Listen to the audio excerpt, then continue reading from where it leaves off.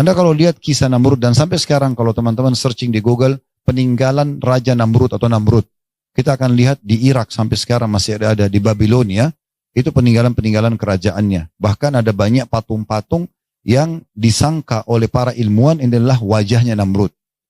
Namrud ini teman-teman, memiliki fisik yang sempurna, kekar, kuat, tampan, putih, tinggi, secara fisik semuanya aman.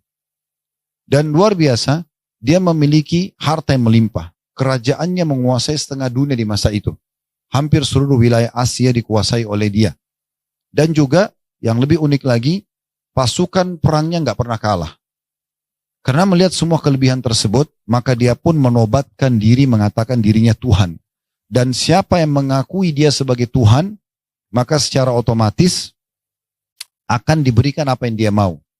Kalau kita hidup di masa itu, wa na'udzubillah, semoga saja, ya, alhamdulillah tidak, semoga saya tidak terjadi juga di masa hidup kita. Kalau kita datang dan mengakui Namrud sebagai Tuhan, Bapak Ibu minta apa saja.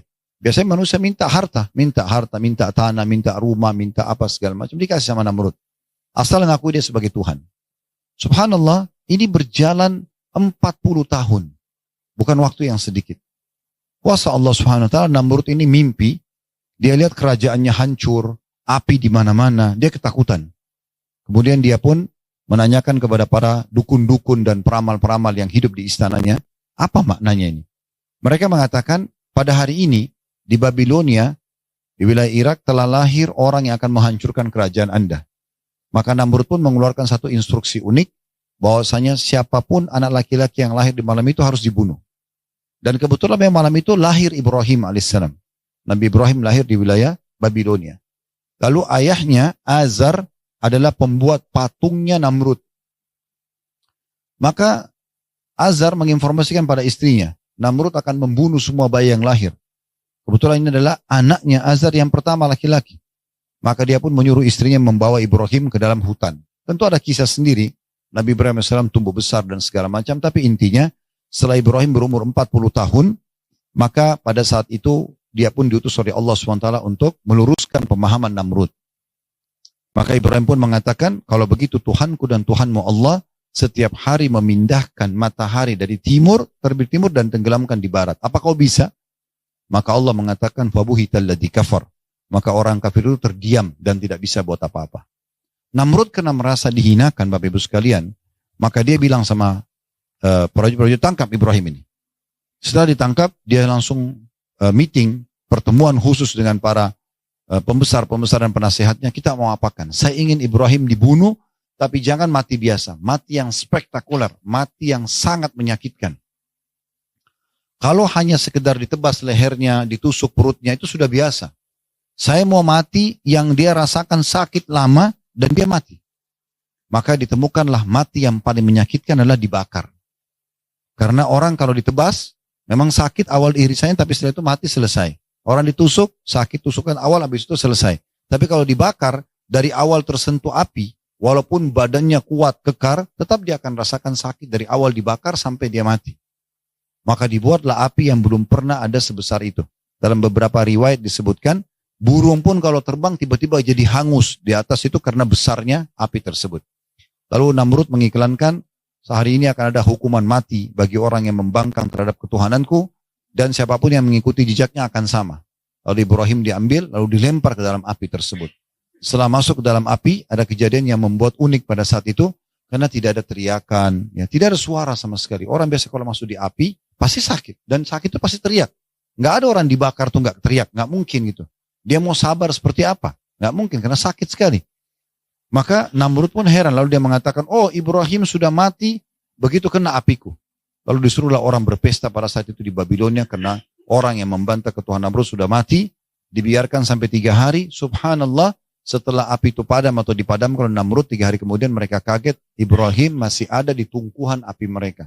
Dan itu yang disebutkan dalam Al-Quran, bagaimana Nabi Ibrahim diselamatkan dari apinya Namrud. Nah begitu selesai selamat dari api, Namrud gak bisa terima. Tapi dia sudah tidak tahu lagi harus lakukan apa.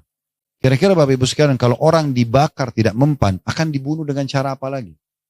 Kalau api tidak mempan, berarti pedang tidak akan lebih mempan. Ya, yang tombak tidak akan lebih mempan. Anak panah lebih tidak mempan gitu kan. Maka dia dalam kondisi mabuk, dia bingung harus ambil langkah apa, maka Allah Subhanahu wa taala datangkan seekor nyamuk.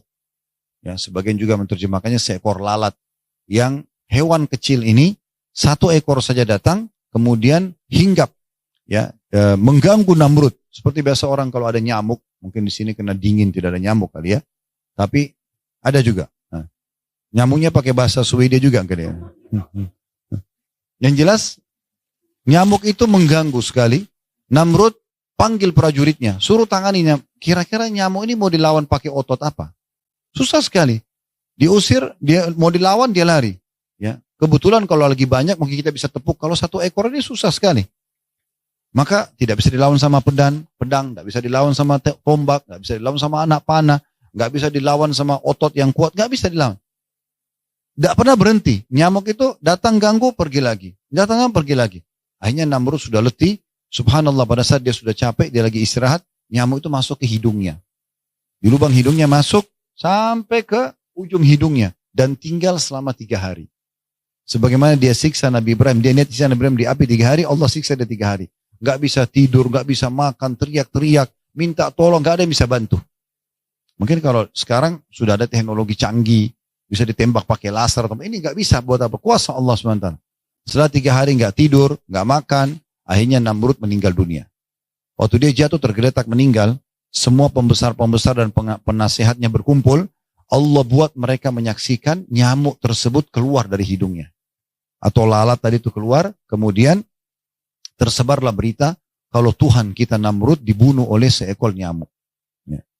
Akhir hidupnya orang yang mengaku sebagai Tuhan dan sudah sampai pada level tertinggi di kalangan manusia. Raja, sempurna fisiknya, pasukannya nggak pernah kalah, kaya raya, dan mengaku Tuhan diakui lagi. Ya, ini luar biasa.